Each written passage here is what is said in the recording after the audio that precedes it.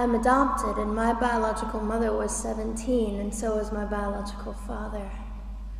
She was 7.5 months pregnant when she decided to go to Planned Parenthood, which is the largest abortion provider in the world, and they counseled her to have a late-term saline abortion, which is a saline salt solution that is injected into the mother's womb.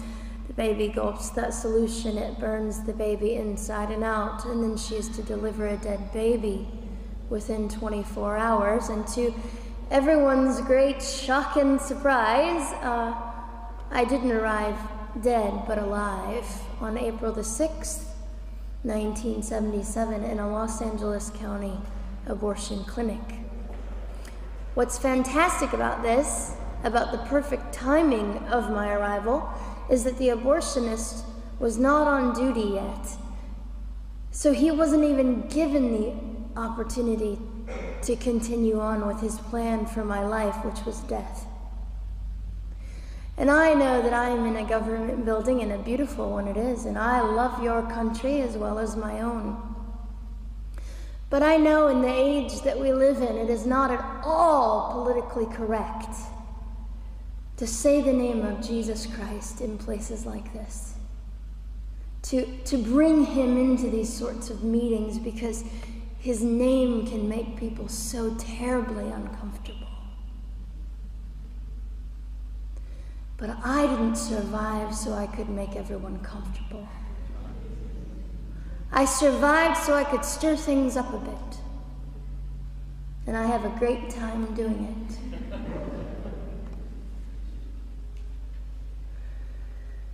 And so I was delivered alive, as I've already said, after 18 hours. I should be blind, I should be burned, I should be dead. And yet I'm not. You know what is fantastic vindication is the fact that the abortionist had to sign my birth certificate. So I know who he is. And it also says, for any skeptic listening, on my medical records, born during saline abortion. Ha! They didn't win. I've done some research on the man that performed the abortion on me.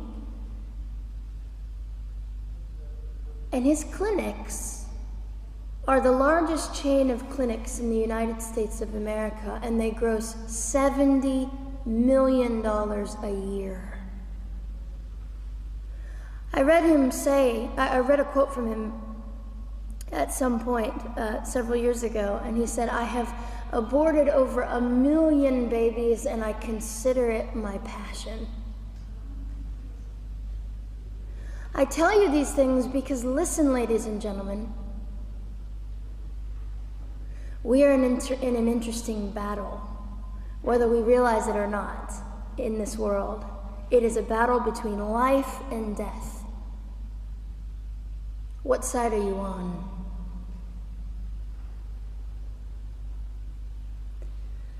So a nurse called an ambulance and had me transferred to a hospital, which is absolutely miraculous. Generally, the practice at the time, and up until 2002, was, in my country, was to end the life of an abortion survivor by strangulation, suffocation, leaving the baby there to die, or throwing the baby away.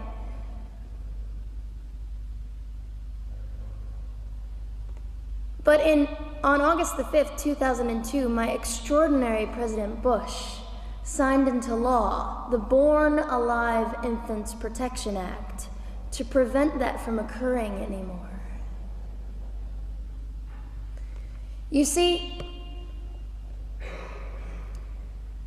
we're playing for keeps. We're playing for, I'm hoping to be hated by the time that I die so that I can feel God about me and understand what it was to be hated. He was hated. Christ was hated. And not that I look forward to being hated, but I know along my journey, I know I'm already hated because I declare life. I say, you didn't get me. The silent Holocaust didn't win over me. And my mission, ladies and gentlemen, among many things, is this: to infuse humanity into a debate that we have just compartmentalized and set on a shelf and said it is an issue. We have removed our emotions. We are becoming harder. Do you really want that? How much are you willing to take, and how much are you willing to risk to speak the truth in love and graciousness and stand up and at least be willing to be hated? Or at the end of the day, is it all about you or me? And so, after that, I was placed in an emergency foster care home where they decided they didn't like me very well, and as I'm fond of saying, I don't know how you could not adore me right from the start. What is wrong with these people? But they didn't. You see, I've been hated since conception by so many, and loved by so many more, but most especially by God. I'm his girl. You don't mess with God's girl. I got a sign on my forehead that says, you better be nice to me because my Father runs the world. So after I was placed in the mean home, I was taken out of the mean home and placed into another home, a beautiful home, Penny's home. And she said by this time I was 17 months old, 32 pounds of dead weight, and diagnosed with what I considered to be the gift of cerebral palsy, which was caused directly by the lack of oxygen to my brain while I was trying to survive. Now, I am just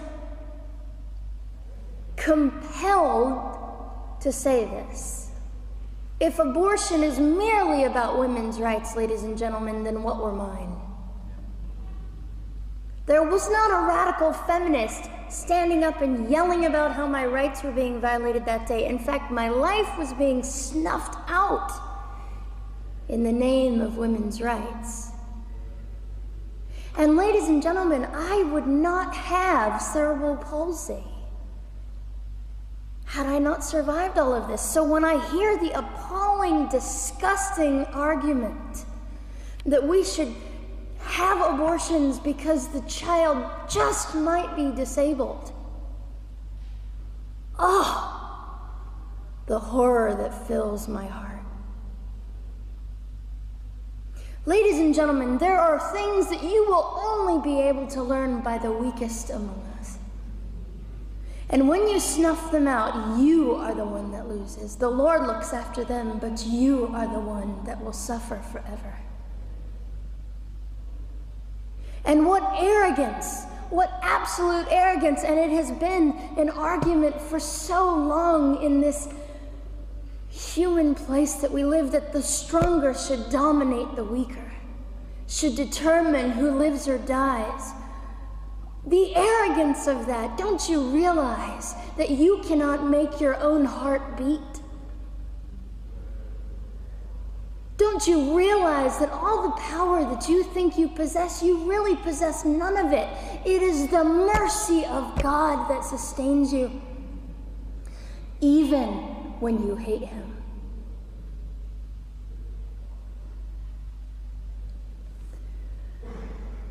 So they looked at my dear Penny and they said, Gianna will never be anything, which is always encouraging. And she decided to ignore them, and she worked with me 3 times a day, and I began to hold up my head, and they said, well, Gianna will never this and never that. Long story shorter, I was walking by the age of 3.5 with a walker and leg braces, and I stand up here today with a mild little limp and without a walker and leg braces. I fall gracefully sometimes and very ungracefully at other times, depending on the situation. but I consider it all for the glory of God. You see, ladies and gentlemen, I am weaker than most of you, but this is my sermon. And what a small price to pay to be able to blaze through the world as I do and offer hope. And I think in our misunderstanding of the way things work, we misunderstand how beautiful suffering can be. I don't willingly sign up for it, but when it comes, we forget. We forget that God is in control and God has a way of making the most miserable thing beautiful.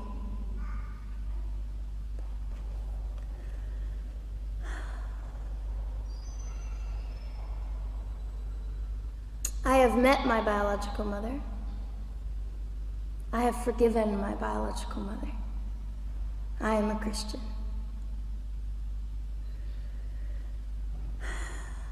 She's a very broken woman. She came to an event I was having 2 years ago, showed up unannounced, and said, "Hello, I'm your mother." And it was a very difficult day. And yet, while I was enduring all of this, you'll probably think I'm silly, but I was sitting there and I was thinking, I don't belong to you. I belong to Christ. I'm his girl, and I'm a princess. So no matter what you say, in all your anger and brokenness and rage, it's not mine to keep. It's not mine to carry, and I won't. I was saying all this inside. So ladies and gentlemen, you have an opportunity. But for just a brief moment, I would like to speak directly to the men in this room and do something that is never done. Men, you are made for greatness. You are made to stand up and be men. You are made to defend women and children, not stand by and turn your head when you know murder is occurring and do nothing about it. You are not made to use women and leave us alone. You are made to be kind and great and gracious and strong and stand for something. Because men, listen to me, I am too tired to do your job. Women, you are not made for abuse. You are not made to sit and not know your worth and your value. You are made to be fought for forever. So now is your moment. What sort of people are you going to be? I trust incredible. I trust, men, you will rise to the occasion. To the politicians listening, particularly to the men, I would say this: you are made for greatness, set your politics aside. You are made to defend what is right and good. This fiery young girl will stand here and say, now's your moment. What sort of man do you want to be? A man obsessed with your own glory, or a man obsessed with the glory of God?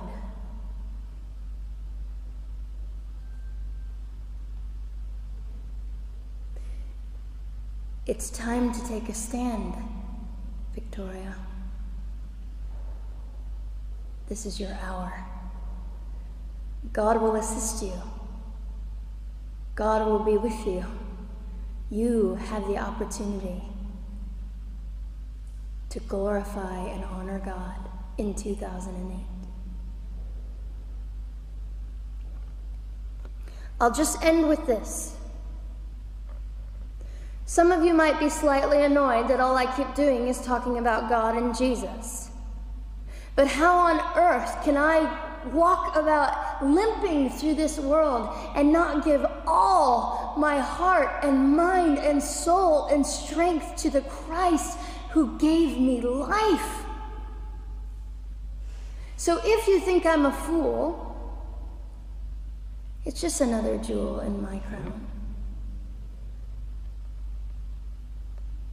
My whole intent in living here is to make God smile.